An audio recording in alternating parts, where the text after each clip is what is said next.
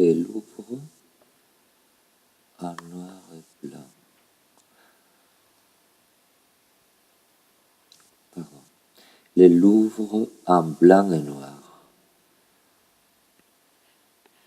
Sidéré soudainement, je détourne le regard du vieux livre. Quelque chose est commouvant, vivant encore, en tout cas dans cette scène de martyre, par Jean Malouel et Henri Belchos.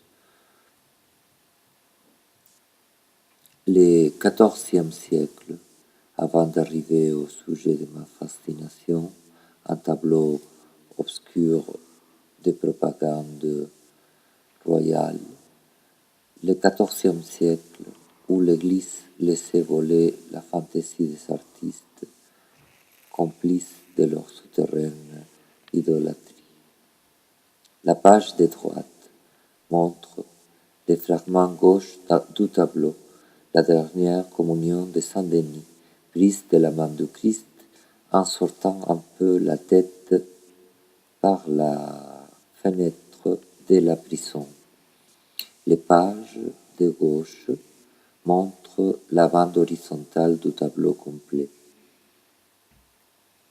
où l'on voit deux mises à mort, celle du Christ, tout sauf banale, et plus à droite, celle de Saint-Denis, par décapitation, en trois séquences simultanées dans la table peinte.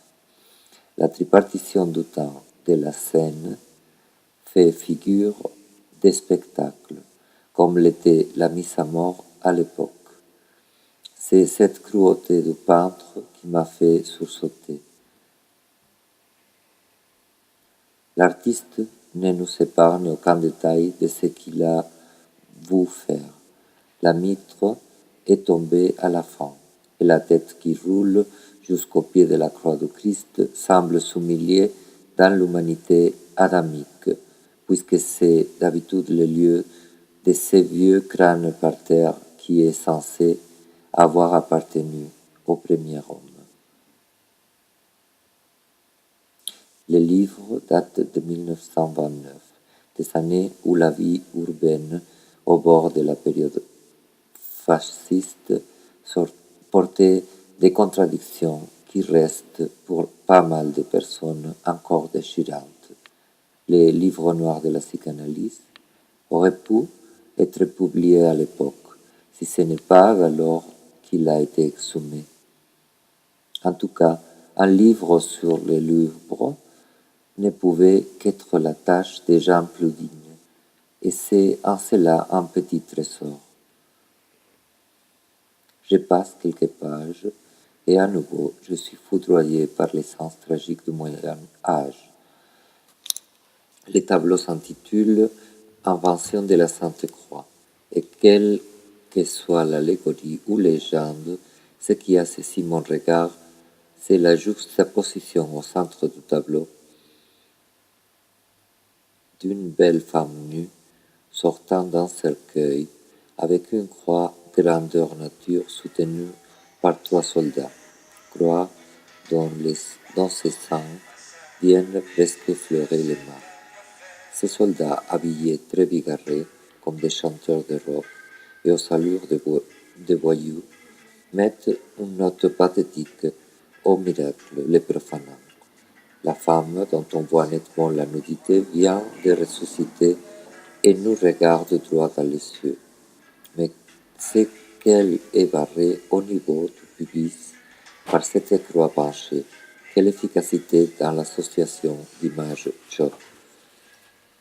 C'est grâce aux prières de Sainte Hélène peintes en marge que la croix opéra le miracle, et le tableau est dû à Simon Marmion, vers 1480. François Clouet et des attributions à Corneille de Lyon.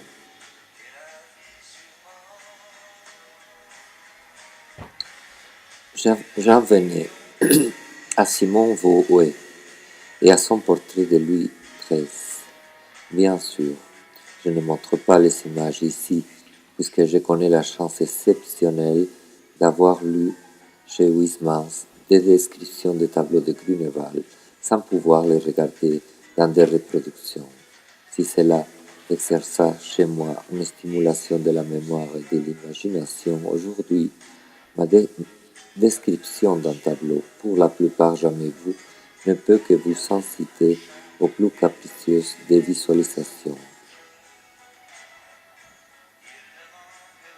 Quelle image excessive que celle du peintre qui de son vivant était tenu pour meilleur que puissant, si poli et neutre et imperceptible. La France et la Navarre sont aux pieds du roi. Celui-ci, en armure, moustache et barbiche coiffée à l'eau de miel, vient joindre sa main à une main droite mystérieuse et symptomatique qui, sortant du vide, vient faire, semble-t-il, le signe de la croix sur le front d'une des deux femmes, la France. La France qui porte le même décolleté en demi-topless que les tableaux célèbres d'Eugène Delacroix, vaille les noms. Défaut capital dévoué, l'étouffement de la composition. Bien que l'orthographe de ma citation n'ait pas bougé, le jeune lecteur ne saurait plus de quoi parlent les auteurs du chapitre Pierre Marcel et Charles Terrasse, puisque l'on ne compose plus désormais des figures humaines en forme de tableau. Ce sont mes appétits sensuels qui s'éveillent cette fois-ci devant les portraits triples. Quoi, deux femmes pour le roi, et mises à genoux, voulant les toucher visiblement, je trouve désirable cette image impeccable de la France. Le peintre a eu le manque de contention suffisant de placer la main droite de cette femme là où se placeraient les glandes du sexe royal s'il avait eu une érection. La main semble caresser avec la paume l'organe pneumatique. La Navarre, elle, offre sa bouche, qu'elle avance dans la même direction. Cela explique le regard légèrement coquin et rassasié que nous jette Louis XIII. Je sais que vous voulez être à ma place, me dit son regard. Ça viendra, persistez. L'étouffement de la composition aujourd'hui n'est plus dû aux torsions du fantasme, mais au hasard sacralisé du cadrage photographique. Cela se passe vite, tandis qu'un tableau, c'est une erreur persistante. La page derrière le roi est aussi baroque, avec un tableau horizontal de François Perrier.